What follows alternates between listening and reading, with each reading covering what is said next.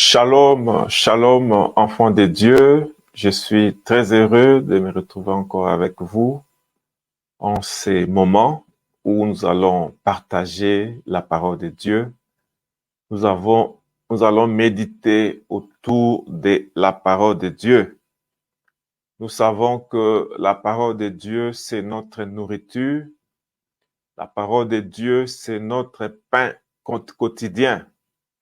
Jésus-Christ a dit que l'homme ne vivra pas de pain seulement, mais de toute parole qui sortira de la bouche de Dieu.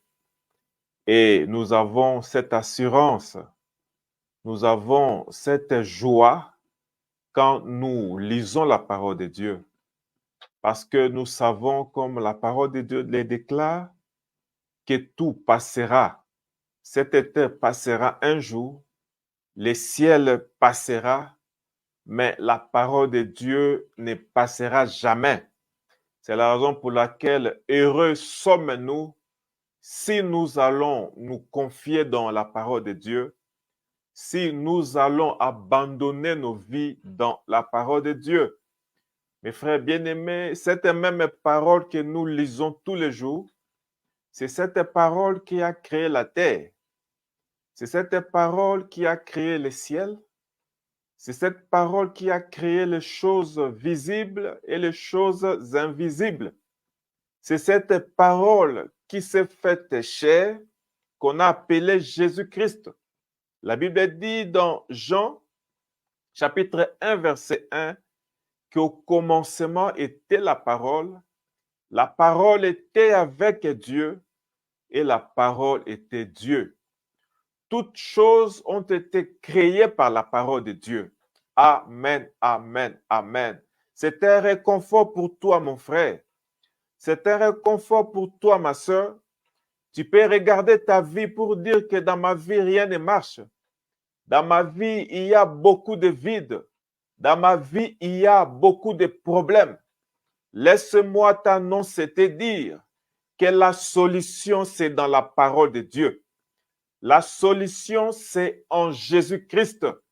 C'est Jésus-Christ qui est la parole de Dieu.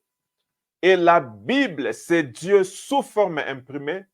La Bible, c'est Dieu sous forme écrite. Jésus-Christ pouvait dire aux pharisiens que vous sondez la parole, vous sondez les Écritures, vous pensez trouver la vie en elles. Ce sont les Écritures qui parlent de moi. La Bible parle de Jésus.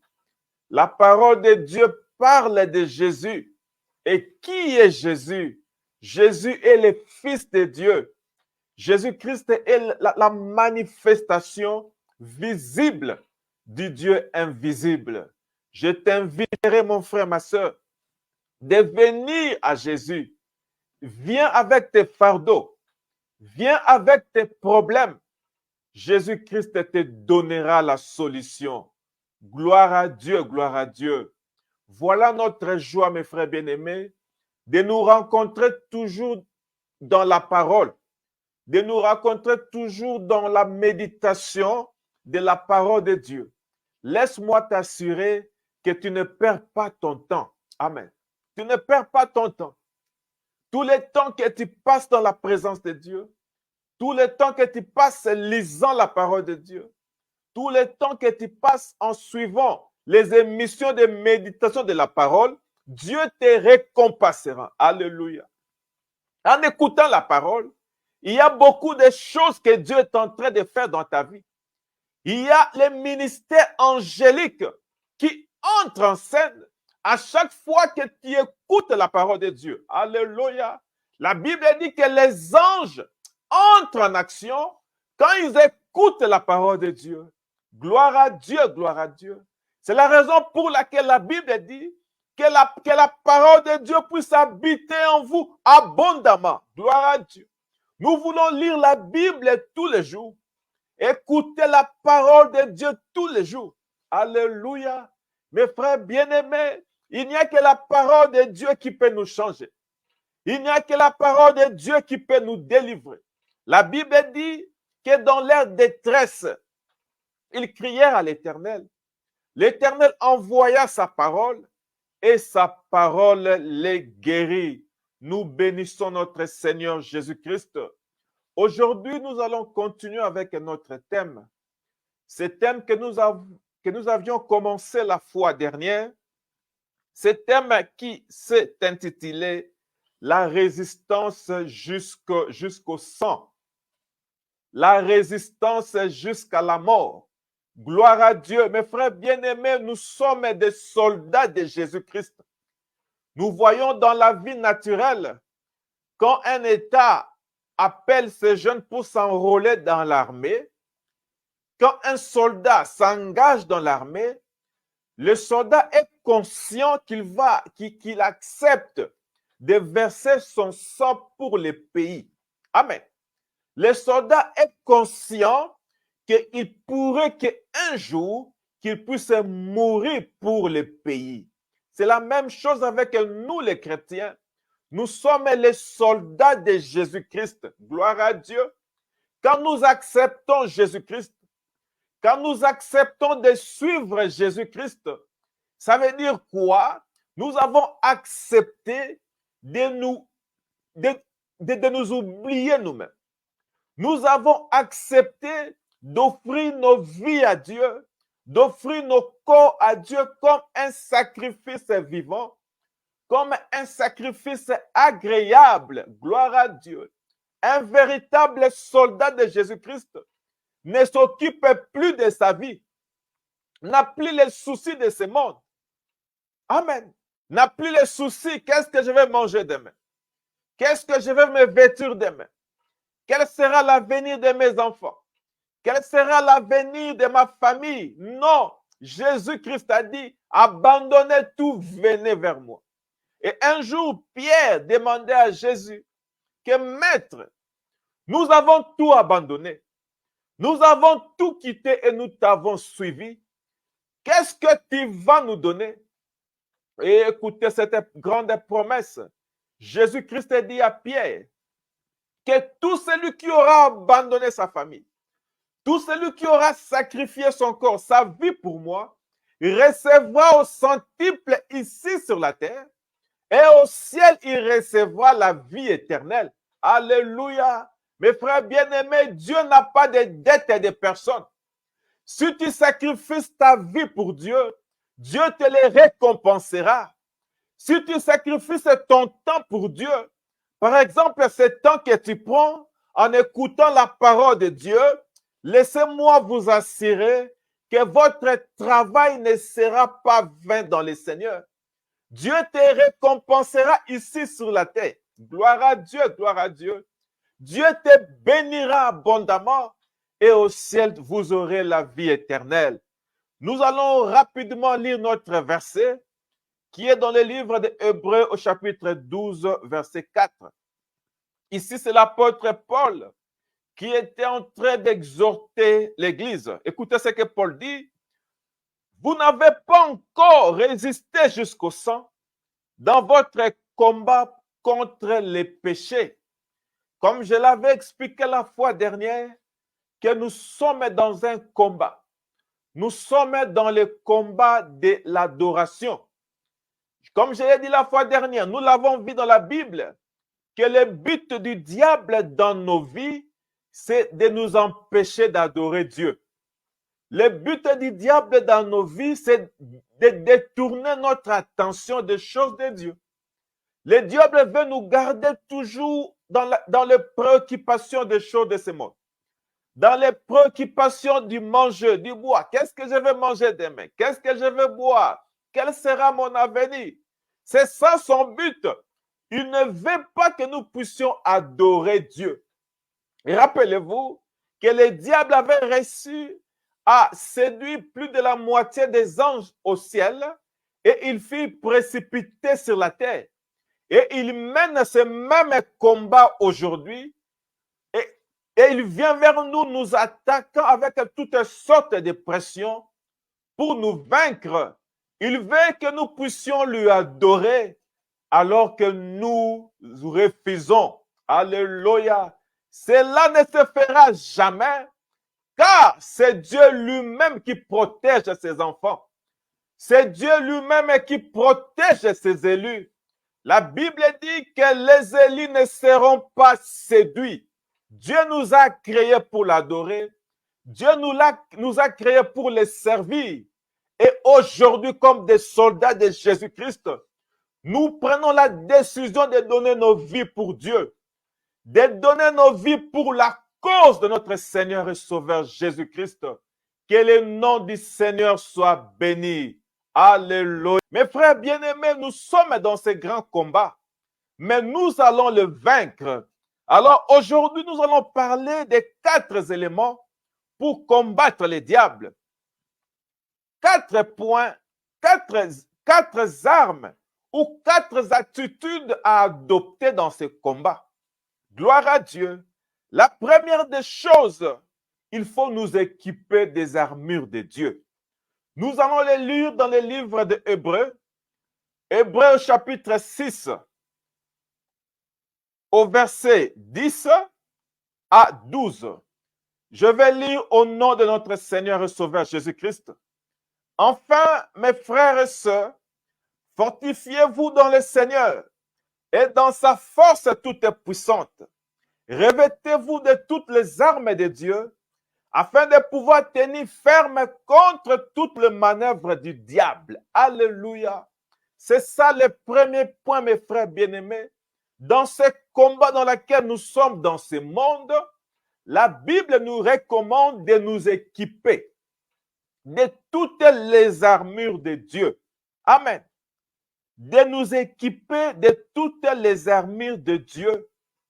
Et quel est cet équipement? La première des choses, c'est la foi. Comme l'apôtre Paul le dit ici, que la foi, c'est notre bouclier pour résister contre toutes les flammes, les traits enflammés de l'ennemi. Tous les jours, le diable nous lance ses flèches. Il y a des soucis, il y a des maladies, beaucoup de problèmes. Toutes ces choses, il faut avoir la foi pour combattre toutes ces choses. Et il nous combat même dans nos pensées. Il introduit le doute, il introduit l'incrédulité, il introduit le questionnement. Il y a même les gens qui se posent des questions alors que peut-être ils peuvent être accablés par beaucoup de problèmes. Ils peuvent se dire, Seigneur, voici comment je souffre. Est-ce que réellement Dieu existe?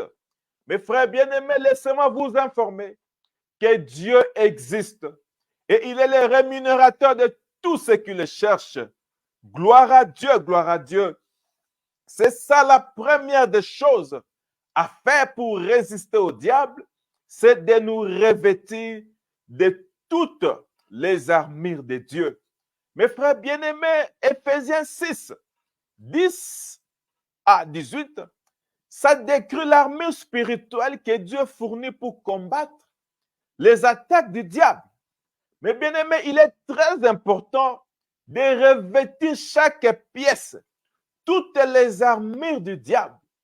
Tout soldat qui est conscient de la guerre, il va se préparer en conséquence. Il prendra toute l'armure nécessaire pour combattre. Nous remarquons aujourd'hui, tout le monde dit qu'il prie. Tout le monde veut combattre les diables. Mais la chose la plus importante, c'est notre équipement. C'est notre préparation.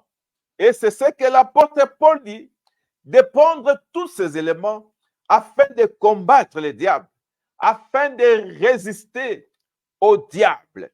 Il est crucial de revêtir chaque pièce comme la ceinture de la vérité. Amen. La cuirasse de la justice. Mais bien aimé, c'est très important d'avoir la cuirasse de la justice. Qu'est-ce que la cuirasse de la justice? La cuirasse de la justice, c'est de croire à l'œuvre achevée de la croix. C'est de croire que Jésus-Christ a payé le prix pour notre délivrance. C'est de croire que Jésus-Christ a payé le prix pour notre guérison. C'est de croire que Jésus-Christ a tout payé. Et à la croix, Jésus-Christ cria, « Père, tout est accompli. » Notre justice n'est pas par nos œuvres. Notre justice n'est pas parce que nous sommes bons. Notre justice, c'est à cause de Jésus. Il nous a remplacés à la croix. Quand Dieu nous voit, Dieu ne voit plus nos péchés. Dieu nous voit au travers de Jésus. Dieu nous voit au travers du sang de notre Seigneur Jésus-Christ. C'est ça la première des choses, mes frères bien-aimés.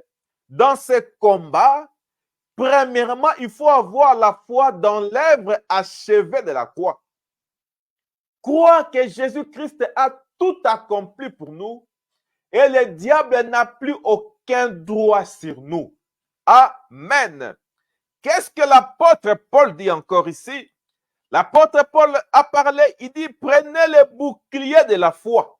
Alléluia. Je parlais de la foi pour combattre tous les traits enflammés du diable. Mes frères bien-aimés, sans la foi, il est impossible que nous puissions être agréables à Dieu.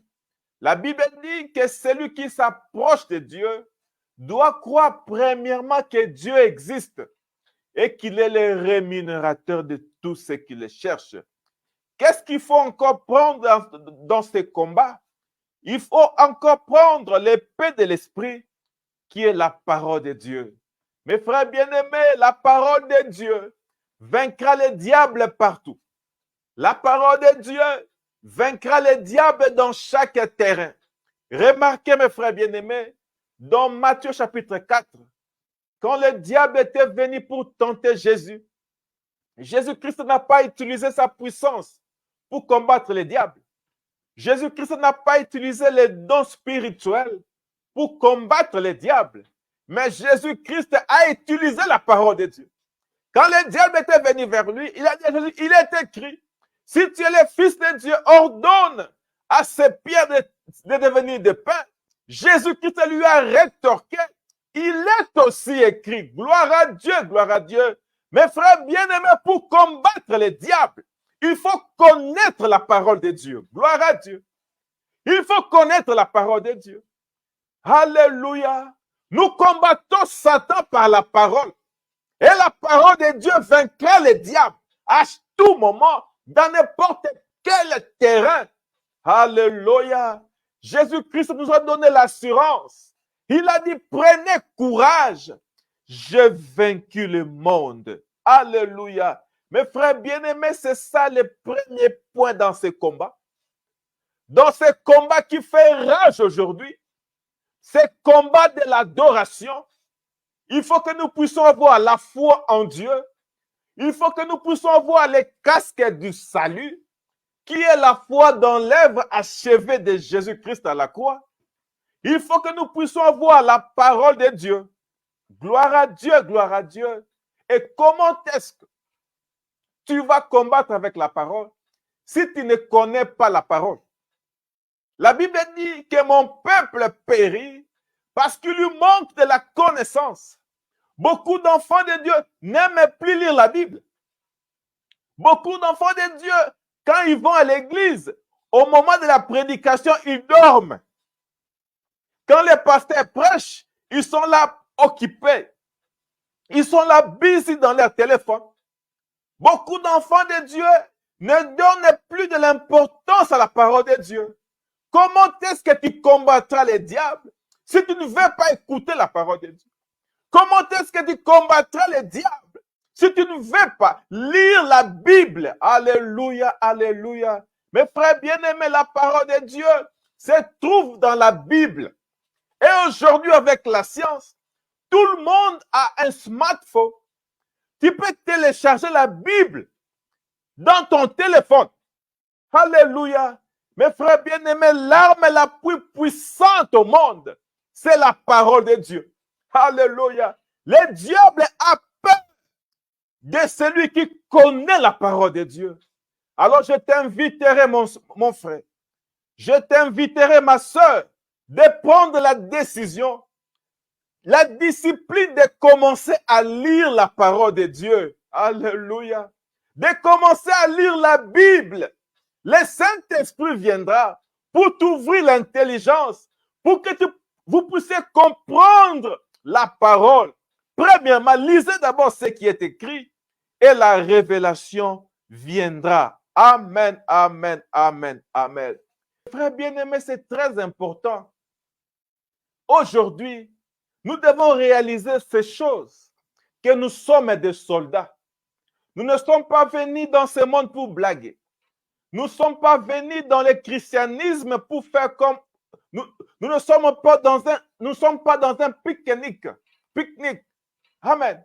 Nous ne sommes pas allés dans un congé de loisirs. Non, nous sommes dans un combat pour accomplir la parole de Dieu. Regarde, mon frère, ma soeur, autour de toi. Tu peux te dire, moi j'ai tout. J'ai une belle maison. J'ai une belle voiture. J'ai une femme. J'ai des enfants. J'ai tout. Je n'ai pas besoin de Dieu. Mon frère, ma soeur, ne te trompe pas. Alléluia. La chose la plus importante dans nos vies, c'est notre âme. La chose la plus importante, c'est la vie éternelle. La Bible dit, à quoi servira-t-il un homme s'il gagnait le monde entier et à la fin, il perdait sa vie? Alléluia. Mes frères bien-aimés, Dieu veut que nous puissions prendre position de lui. Jésus-Christ a dit, c'est lui qui aura honte de moi devant les hommes. Moi aussi, j'aurai honte de lui devant Dieu. Gloire à Dieu, gloire à Dieu. Nous voulons nous enrôler dans l'armée de Jésus. Nous voulons nous ranger du côté de Jésus-Christ. Et par sa grâce, nous allons vaincre. Nous allons passer au deuxième point qu'il faut avoir. Le deuxième point, c'est se soumettre à Dieu. Pour combattre les diables, il faut se soumettre à Dieu. Et nous remarquons beaucoup d'entre nous, nous allons à l'église, nous prions, mais nos vies ne changent pas. Tu vas voir quelqu'un qui prie, il parle même à langue, mais dans la même bouche, il injurie, il est en train de mentir beaucoup de choses. C'est comme si les choses de Dieu deviennent comme une blague. Nous ne voulons pas nous soumettre à Dieu, être totalement sous son autorité, être totalement sous sa conduite. Mes frères bien-aimés, c'est très important ce deuxième point. Nous allons le lire dans le livre de Jacques. Jacques au chapitre 4, versets 7 à 8. Jacques au chapitre 4, versets 7 à 8. Jacques nous dit de nous soumettre à Dieu. Soumettez-vous donc à Dieu, résistez au diable et il fuira loin de vous. Mes frères bien-aimés, remarquez quelque chose d'important ici. Avant de résister au diable, il faut premièrement être sous la domination de Dieu. Jacques dit, soumettez-vous à Dieu, résistez au diable et il fuira loin de vous. Alléluia. Comment est-ce que nous pouvons, comment est-ce que nous devons être soumis à Dieu quand nous lui demandons de venir entrer dans nos cœurs? Par le Saint-Esprit, que le Saint-Esprit puisse avoir la domination totale sur nous, que le Saint-Esprit puisse avoir la domination de nos pensées, que le Saint-Esprit puisse avoir la domination totale dans nos cœurs. C'est de cette façon que nous allons vaincre les diables. Le troisième point, c'est quoi? Le troisième point, c'est la résistance dans la prière. Alléluia. Rappelez-vous que l'apôtre Paul nous dit qu'étant que chrétiens, nous devons résister au diable. Nous devons résister même jusqu'au sang, même jusqu'au sacrifice suprême. Alléluia. Et pour le faire, il faut le faire dans la prière. Nous allons le lire ici dans Matthieu. Matthieu chapitre 26, au verset 41. La Bible nous montre ici Jésus encourage ses disciples. Jésus dit à ses disciples, veillez et priez afin de ne pas tomber dans la tentation. Jésus dit que la chair est faible, mais l'esprit est bien disposé. Mes frères bien-aimés, c'est une réalité. Nous sommes faibles. Nous sommes faibles. et la chair est faible. La seule façon de nous fortifier et la seule façon de combattre les diables, c'est quand nous nous donnons dans la vie de prière. C'est quand nous devenons des hommes et des femmes de prière. C'est ce que Jésus nous a dit. Mes frères bien-aimés, pensez à ça. Jésus-Christ était Dieu. Jésus-Christ avait toute la puissance du monde. Mais remarquez le ministère de Jésus. La Bible dit qu'il sortait tous les jours, très tôt le matin, pour aller prier. Alléluia. Si Jésus-Christ, lui qui était Dieu, il priait tous les jours, à combien plus forte raison nous, des hommes pécheurs? C'est la raison pour laquelle nous savons que nous sommes faibles.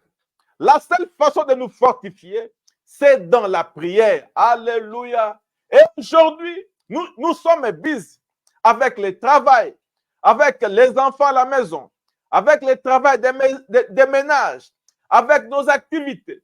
Nous sommes tellement occupés que nous n'avons plus le temps de la prière. Et en plus de tout ça, il y a encore aujourd'hui les réseaux sociaux. Il y a encore les téléphones. Il y a encore beaucoup d'applications qui nous occupent tellement que nous n'avons plus le temps de prier. Mes frères bien-aimés, nous devons chercher un temps. Nous devons prendre la décision de chercher un temps de prière tous les jours. Sans la prière, ça sera difficile de vaincre. Alléluia. Tous les grands hommes de Dieu qui ont vaincu les diables, ils ont été des hommes et des femmes de prière. Notre Seigneur Jésus-Christ lui-même, il était un homme de prière. Alléluia. Mes frères bien-aimés, remarquez ici, il y a quelque chose qui s'est passé à Gethsémane. Alléluia. À Gethsémane, alors que Jésus-Christ voyait déjà la croix, il voyait déjà la mort. Alors, il était tenté à Gethsémane. La plus grande tentation de Jésus, c'était à Gethsémane. Amen. Quand Jésus-Christ a commencé à sentir l'odeur de la mort, mais quand Jésus a vu cette vision de la croix, il a commencé à prier. Père, si c'est possible, Père, éloigne cette coupe de moi. Amen. Si c'est possible, à Gethsémane, dans l'agonie de Jésus, quelque chose s'est passé. La Bible dit, son suaire s'est transformé en sang. Alléluia. C'est à Gethsémane que Jésus-Christ a vaincu le diable. Alléluia. C'était dans la prière. C'était prier jusqu'au sacrifice suprême. Jusqu'à ce que sa suaire s'est transformé en sang. Alléluia. Mes frères bien-aimés, Dieu veut que nous puissions arriver à ce niveau où nous ne blaguons plus dans la prière, où nous ne blaguons plus dans le christianisme, où nous prenons des choses au sérieux et nous combattons au sérieux jusqu'au sang. Regardez si Jésus, quand il pria, sa sueur commençait à se transformer au sang. Alléluia. Lisons-les, mes frères bien-aimés. Prenez vos Bibles. Je vais clôturer dans 4 minutes. Prenez vos Bibles, mes frères bien-aimés. C'est dans le livre de Luc. Luc au chapitre 22. Rapidement. Mes frères bien-aimés, c'est très important. Cette prière de Jésus. Alléluia. La prière était tellement intense que ça a commencé à affecter les éléments chimiques de son corps. Ce n'était pas de la blague. Alléluia. Sa sueur s'est transformée en sang. Luc 22, verset 39 à 49. J'ai lu au nom du Seigneur. La Bible dit ceci, 39. Il sortit et s'est rendu comme d'habitude au mont des Oliviers. Ses disciples le suivirent. Lorsqu'il fut arrivé à cet endroit, il leur dit, priait pour ne pas céder à la tentation. Puis il s'éloignant d'eux à une distance d'environ un jet de pierre et s'est mis à genoux et pria en disant, Père, si tu voulais éloigner de moi cette coupe, toutefois, ce ne soit pas ma volonté qui se fasse, mais la tienne. Amen. Au verset 44, la Bible dit ceci, saisi d'angoisse, Jésus priait avec plus d'insistance. Mes frères bien-aimés, c'est le temps aujourd'hui de prier avec insistance. Amen. Tu peux dire que mon frère, j'ai prié pour mon problème, je suis fatigué. Le Saint-Esprit te dit ce soir de continuer à prier, de prier avec insistance. La prière de la foi te donnera la solution. La prière de la foi guérira les malades. Alléluia. Regardez ce verset 33.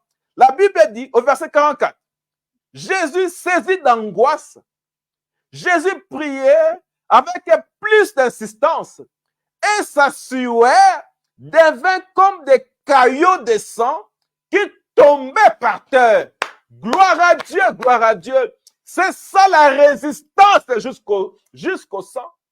Jésus a combattu. Jésus a résisté jusqu'au sang. Et sa sueur, la Bible dit, devint comme des caillots de sang. Gloire à Dieu, gloire à Dieu. Je vois le docteur Ange Tanguela. Quand je parle des caillots de sang, elle peut comprendre. Ça montre l'intensité. Amen. Ça montre à tel point le combat était sérieux. Alléluia.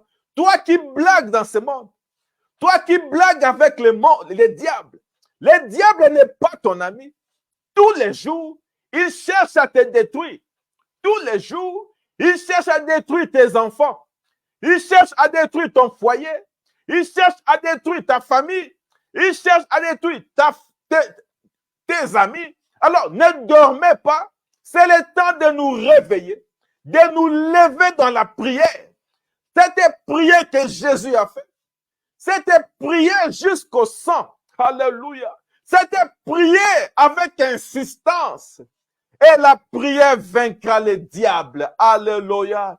La prière vaincra les diables. Alléluia.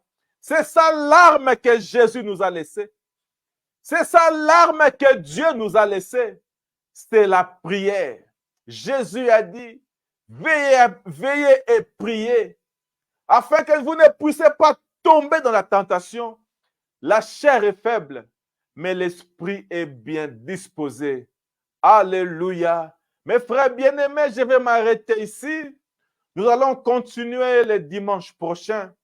C'était en quelques mots ces 4 points que je voulais partager avec vous. C'était en quelques mots ces choses que Dieu voulait que nous puissions partager. Dieu veut que nous puissions être conscients de notre place et position comme des soldats de la croix, comme des soldats de Jésus-Christ. Alléluia.